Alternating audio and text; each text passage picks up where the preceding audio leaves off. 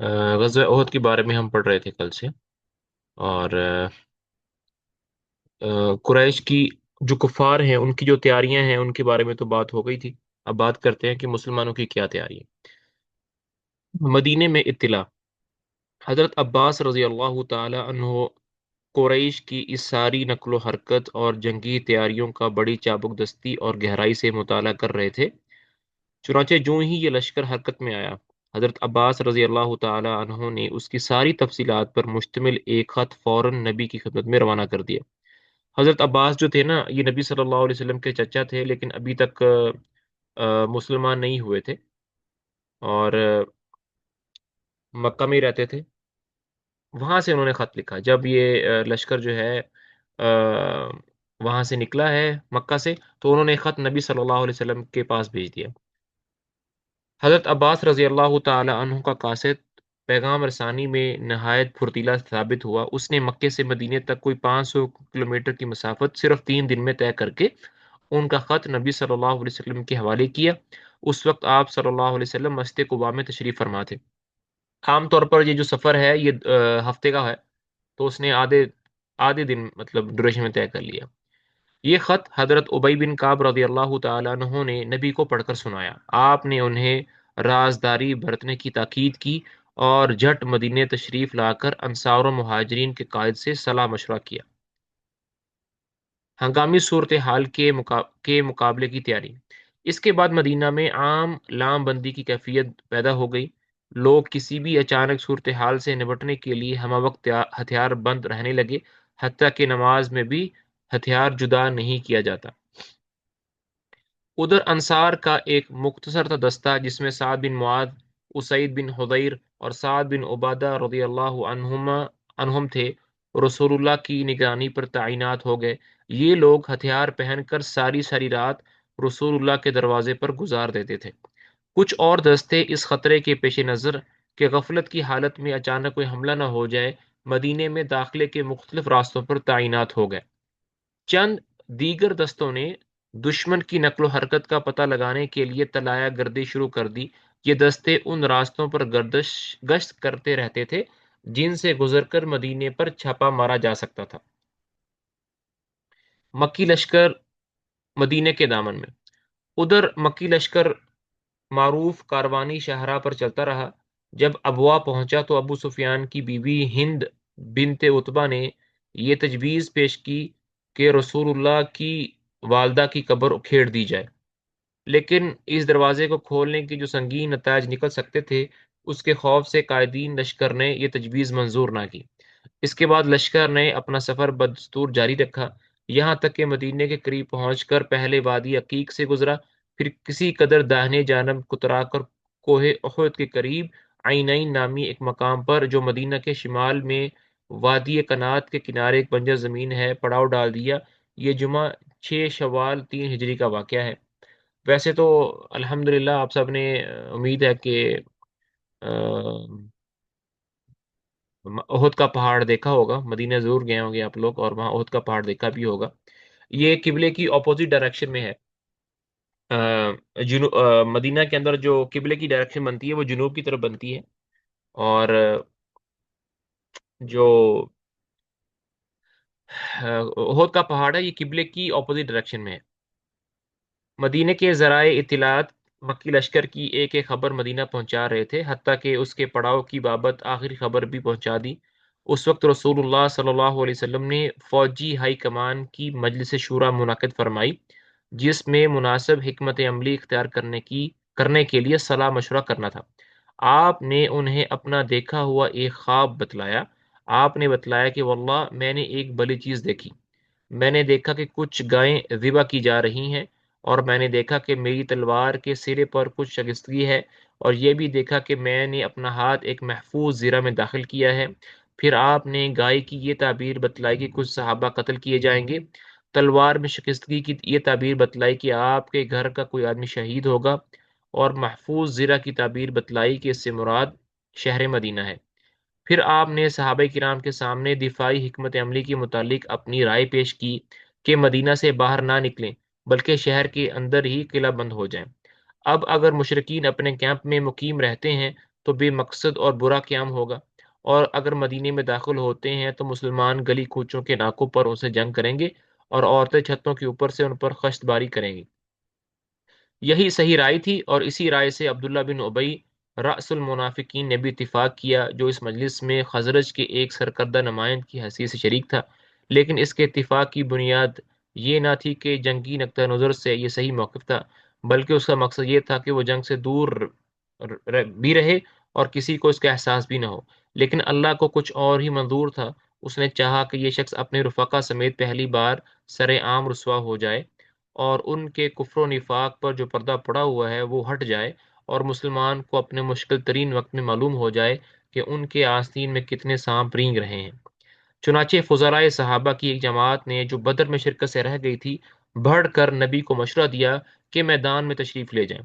مطلب جو کچھ لوگوں نے یہ رائے دی، نبی صلی اللہ علیہ وسلم نے جنگ شروع ہونے سے پہلے تمام صحابہ کو، جو بڑے بڑے صحابہ تھے، ان کو بلا کر مشورہ کیا کہ بھی کیا کیا جائے، مدینہ میں رہا جائے اور یا مدینہ سے باہر نکل کر مقابلہ کیا جائے۔ تو جو کچھ صحابہ تھے انہوں نے مشورہ دیا کہ مدینہ کے اندر ہی رہا جائے، اور ان مشورہ دینے والوں میں منافقین بھی تھے، لیکن ان کی جو دل کی نیت تھی وہ یہ تھی کہ بھائی مدینے میں رہا جائے گا تو ہمیں لڑنا نہیں پڑے گا، ہم اپنے گھروں میں چھپ کر بیٹھیں گے۔ لیکن جو بڑے بڑے صحابہ تھے جو بدر میں رہ گئے تھے جنگ لڑنے سے، انہوں نے یہ مشورہ دیا کہ ہم مدینہ سے باہر نکل کر میدان میں جاتے ہیں، احد کے پہاڑ میں کی طرف جاتے ہیں۔ اب تو احد کا پہاڑ تقریباً آبادی کے اندر آ گیا ہے، اس وقت باہر تھا۔ یہ جو رائے تھی یہ اللہ کے نبی نے پسند کی، اس کی وجہ یہ تھی کہ اس میں اللہ تعالیٰ کی ایک حکمت تھی، وہ آگے آ رہی ہے کہ جب نبی صلی اللہ علیہ وسلم نے کہا کہ ہم باہر چلتے ہیں، تو منافقین بھی ساتھ میں تیار ہو گئے، لیکن آدھے راستے سے وہ لشکر کو چھوڑ کر واپس آ گئے۔ جب وہ چھوڑ کر واپس آئے اور انہوں نے راستے میں جب لشکر کو چھوڑا، انہوں نے کہا جی ہم نہیں جاتے آپ کے ساتھ، آپ لوگوں نے ہمارے مشورے پر عمل نہیں کیا، ہم نے کہا تھا کہ مدینے کے اندر رہ کے ہی لڑیں گے، تو ہم آپ سے ناراض ہیں، ہم نہیں لڑتے، آپ جاؤ۔ تو اس سے وہ ایکسپوز ہو گئے، جو چھپے ہوئے منافقین تھے لوگوں کو ان کا پتہ چل گیا۔ یہ حکمت عملی تھی اللہ تعالیٰ کے اس فیصلے کے پیچھے، کہ اس کے صحابہ کو پتہ چل گیا کہ ہم سے منافق کون ہے۔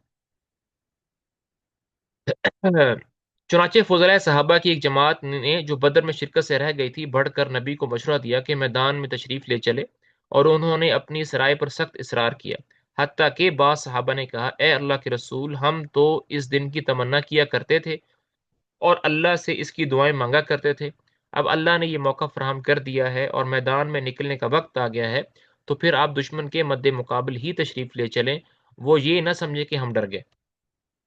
ان گرم جوش حضرات میں خود رسول اللہ کے چچا حضرت حمزہ بن عبد المطلب سر فہرست تھے، جو معرکہ بدر میں اپنی تلوار کا جوہر دکھلا چکے تھے۔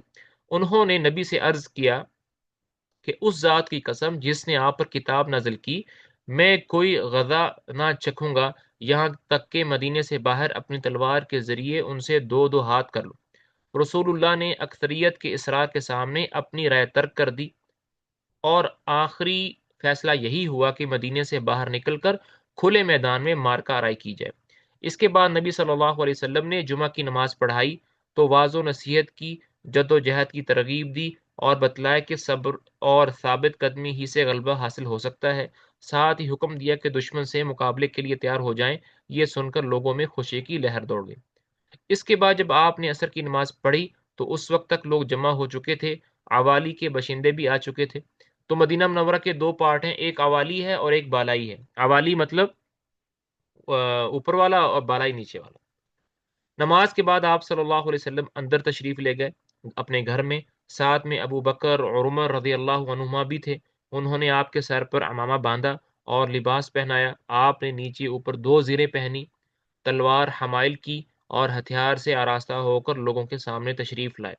لوگ آپ کی آمد کے منتظر تو تھے ہی، لیکن اس دوران حضرت سعد بن معاذ اور اسید بن حضیر رضی اللہ عنہما نے لوگوں سے کہا کہ آپ لوگوں نے رسول اللہ کو میدان میں نکلنے پر زبردستی آمادہ کیا ہے، لہذا آپ ہی کے حوالے کر دیا جائے۔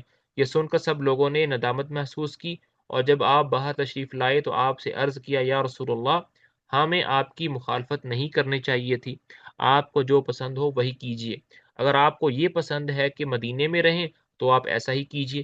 رسول اللہ نے فرمایا کوئی نبی جب اپنا ہتھیار پہن لے تو مناسب نہیں کہ اسے اتارے تاکہ اللہ اس کے درمیان اور اس کے دشمن کے درمیان فیصلہ فرما دے۔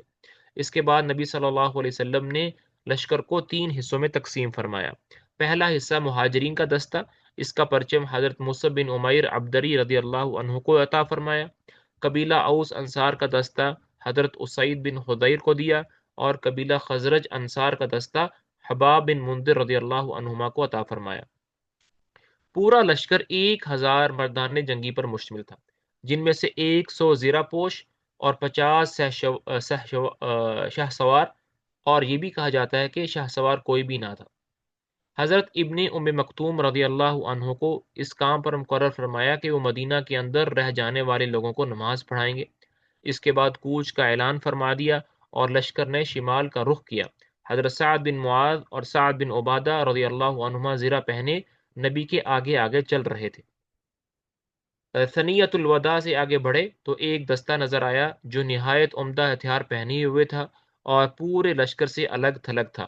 آپ نے دریافت کیا تو بتلایا گیا کہ خزرج کے حلیف یہود ہیں جو مشرکین کے خلاف شریک جنگ ہونا چاہتے ہیں۔ آپ نے دریافت فرمایا کیا یہ مسلمان ہو چکے ہیں؟ لوگوں نے کہا نہیں۔ اس پر آپ نے اہل شرک کے خلاف اہل کفر کی مدد لینے سے انکار کر دیا۔ یہاں پر میرا کوشچن یہ ہے کہ یہ یہود کے لوگ کیوں نبی صلی اللہ علیہ وسلم کے ساتھ مل کر لڑنا چاہتے تھے مشرکین کے خلاف؟ جی،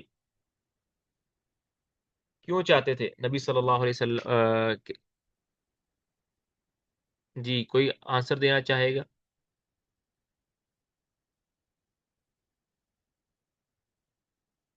کوئی اللہ کا بندہ، اللہ کی بندی کوئی آنسر دینا چاہے گا کہ یہود کیوں مشرکین کے خلاف لڑنا چاہتے؟ شاید اس وجہ سے کہ حضرت محمد صلی اللہ علیہ وسلم پھر ان کو واپس مدینہ میں آنے کی پرمیشن دے دیں۔ وہ تو آلریڈی مدینہ میں رہ رہے ہیں۔ ان کو نکال نہیں دیا تھا حضرت محمد صلی اللہ علیہ وسلم نے؟ سب کو نہیں نکالا تھا نا، صرف بنو ان کو کینوکا کو نکالا تھا۔ صحیح۔ قریظہ اور بنو نذیر 2 قبیلے ہیں جی۔ اور کسی کے پاس جواب ہے؟ دیکھیں، آپ لوگوں کو یاد ہوگا کہ جب نبی صلی اللہ علیہ وسلم مدینہ آئے تھے تو انہوں نے یہود کے ساتھ ایک ایگریمنٹ کیا تھا، یاد ہے؟ جی، میثاق مدینہ۔ مسیح کے مدینہ، اس میں یہ ایگریمنٹ تھا کہ یہود اور مسلمان مل کر مقابلہ کریں گے ہر اس دشمن کا جو مدینے پر حملہ کرے گا۔ تو یہود میں ابھی بھی کچھ لوگ تھے ایسے تھے جو صحیح یہودی مذہب پر تھے، اور وہ چاہتے تھے کہ ہم اس ایگریمنٹ کو نہ توڑیں۔ یہ وہی کچھ لوگ ہیں جو اس ایگریمنٹ کو پورا کرنے کے لیے اس کی پاسداری کرتے ہوئے آئے تھے، لیکن نبی صلی اللہ علیہ وسلم نے ان کو واپس کر دیا کہ ہم اہل شرک کے خلاف اہل کفر کی مدد لینے سے انکار کر دیا۔ یہ اس ایگریمنٹ کی وجہ سے آئے تھے۔ اچھا جی، لشکر کا معائنہ۔ پھر آپ صلی اللہ علیہ وسلم نے شیخان نامی ایک مقام تک پہنچ کر لشکر کا معائنہ فرمایا۔ جو لوگ چھوٹے یا ناقابل جنگ نظر آئے، یعنی عمر میں چھوٹے تھے، انہیں واپس کر دیا۔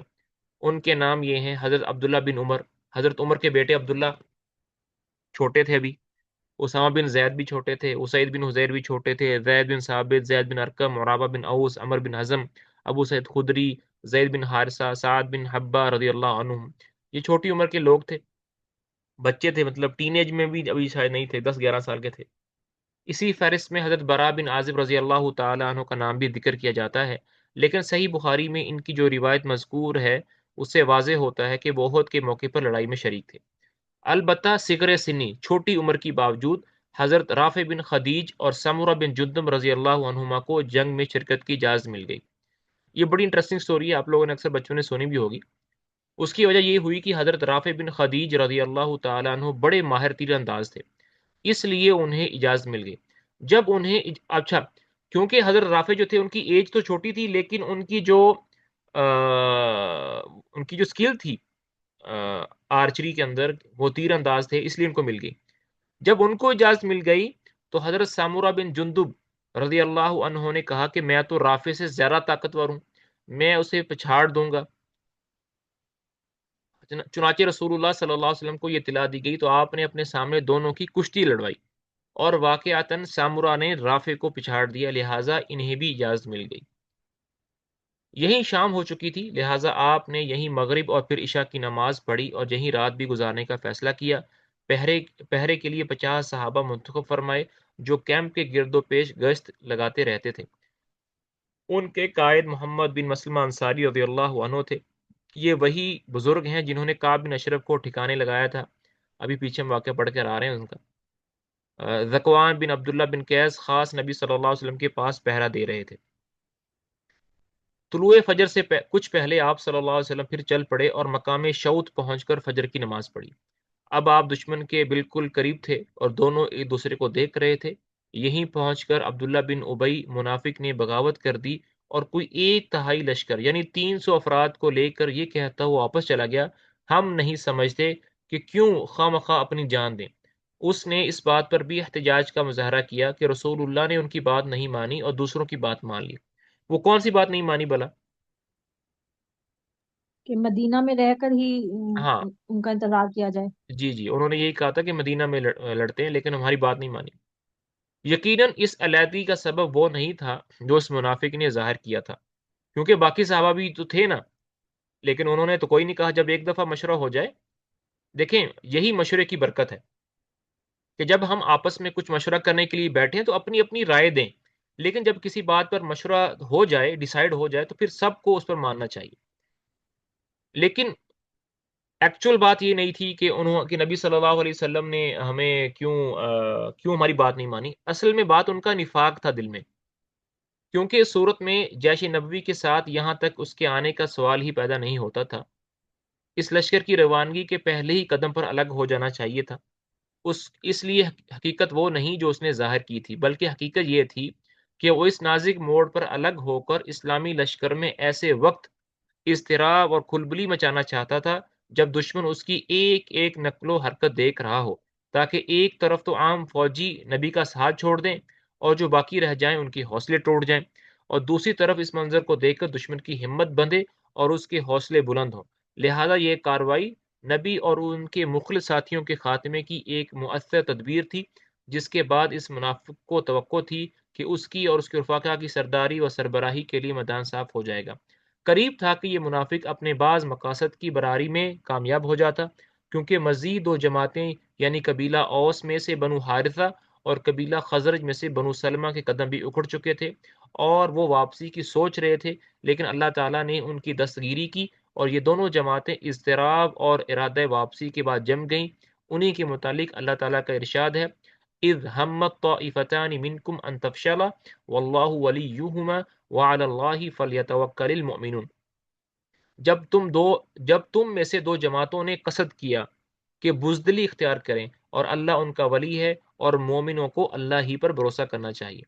بہرحال منافقین نے واپسی کا فیصلہ کیا تو اس نازک ترین موقع پر حضرت جابر رضی اللہ عنہ کے والد حضرت عبداللہ بن حرام رضی اللہ عنہ نے انہیں ان کا فرض یاد دلانا چاہا۔ چنانچہ موصوف انہیں ڈانٹتے ہوئے واپسی کی ترغیب دیتے ہوئے اور یہ کہتے ہوئے ان کے پیچھے پیچھے چلے کہ آؤ اللہ کی راہ میں لڑو یا دفاع کرو، مگر انہوں نے جواب میں کہا، اگر ہم جانتے کہ آپ لوگ لڑائی کریں گے تو ہم واپس نہ ہوتے۔ یہ جواب سن کر عبداللہ بن حرام یہ کہتے ہوئے واپس ہو گئے، او اللہ کے دشمنوں، تم پر اللہ کی مار، یاد رکھو اللہ اپنے نبی کو تم سے مستغنی کر دے گا، یعنی نبی کو تم لوگوں کی ضرورت نہیں ہے۔ ان ہی منافقین کے بارے میں اللہ تعالیٰ کا ارشاد ہے، وَلِيَعْلَمَ الَّذِينَ نَافَقُوا وَقِيلَ لَهُمْ تَعَالَوْا قَاتِلُوا فِي سَبِيلِ اللَّهِ أَوِ ادْفَعُوا قَالُوا لَوْ نَعْلَمُ قِتَالًا لَاتَّبَعْنَاكُمْ هُمْ لِلْكُفْرِ يَوْمَئِذٍ أَقْرَبُ مِنْهُمْ لِلْإِيمَانِ يَقُولُونَ بِأَفْوَاهِهِمْ مَا لَيْسَ فِي قُلُوبِهِمْ وَاللَّهُ أَعْلَمُ بِمَا يَكْتُمُونَ۔ اور تاکہ اللہ انہیں بھی جان لے جنہوں نے منافقت کی۔ ان سے کہا گیا کہ آؤ اللہ کی راہ میں لڑو یا دفاع کرو، تو انہوں نے کہا، اگر ہم لڑائی جانتے تو یقیناً تمہاری پیروی کرتے۔ یہ لوگ آج ایمان کی بنسبت کفر کے زیادہ قریب ہیں، منہ سے ایسی بات کہتے ہیں جو دل میں نہیں ہے، اور یہ جو کچھ چھپاتے ہیں اللہ انہیں جانتا ہے۔ تو اس لیے سب سے زیادہ جو دردناک عذاب ہے وہ منافقین کو ہوگا۔ اس بغاوت اور واپسی کے بعد رسول اللہ نے باقی ماندہ لشکر کو لے کر، جس کی تعداد 700 تھی، دشمن کی طرف قدم بڑھایا. تو ٹوٹل جو تعداد تھی جب مکہ سے نکلے تھے تو تقریباً 10,000 کے قریب تھے. ایک تہائی لشکر منافقین کا واپس چلا گیا تو اب 700 رہ گیا. دشمن کا پڑاؤ آپ کے درمیان اور احد کے درمیان کئی سمت سے حائل تھا. اس لیے آپ نے دریافت کیا کہ کوئی آدمی ہے جو ہمیں دشمن کے پاس سے گزرے بغیر کسی قریبی راستے سے لے چلے. اس کے جواب میں ابو خیثمہ نے عرض کیا یا رسول اللہ میں اس خدمت کے لیے حاضر ہوں. پھر انہوں نے ایک مختصر راستہ اختیار کیا جو مشرقین کے لشکر کو مغرب کی سمت چھوڑتا ہوا بنی ہارسہ کے ہرہ اور کھیتوں سے گزرتا تھا. اس راستے سے جاتے ہوئے لشکر کا گزر مربع بن کنیتی کے باغ سے ہوا. یہ شخص منافق بھی تھا اور نابینا بھی. اس نے لشکر کی آمد محسوس کی تو مسلمانوں کے چہروں پر دھول پھینکنے لگا اور کہنے لگا اگر آپ اللہ کے رسول ہیں تو یاد رکھیں آپ کو میرے باغ میں آنے کی اجازت نہیں. لوگ اسے قتل کرنے کو لپکے لیکن آپ نے فرمایا اسے قتل نہ کرو، یہ دل اور آنکھوں دونوں کا اندھا ہے. پھر رسول اللہ نے آگے بڑھ کر وادی کے آخری سرے پر واقع احد پہاڑ کی گھاٹی میں نزول فرمایا اور وہیں اپنا لشکر کا کیمپ لگوایا. سامنے مدینہ تھا اور پیچھے احد کا بلند و بالا پہاڑ. اس طرح دشمن کا لشکر مسلمانوں اور مدینے کے حد فاصل بن گیا. یعنی جو احد کا پہاڑ تھا نا وہ نبی صلی اللہ علیہ وسلم کی بیک پر تھا اور آپ کا جو چہرہ تھا وہ مسجد نبی کی طرف تھا اور مسجد نبوی اور احد کے پہاڑ میں کے درمیان میں مشرقین کا جو لشکر تھا وہ قائم تھا. یہاں تک پڑھیں گے انشاءاللہ، باقی پھر پرسوں یا کل جو بھی ہے آگے کنٹینیو کریں گے. آج کے لیسن میں کوئی کوشچن ہے تو پوچھ سکتے ہیں ورنہ پھر کلاس کو ختم کرتے ہیں.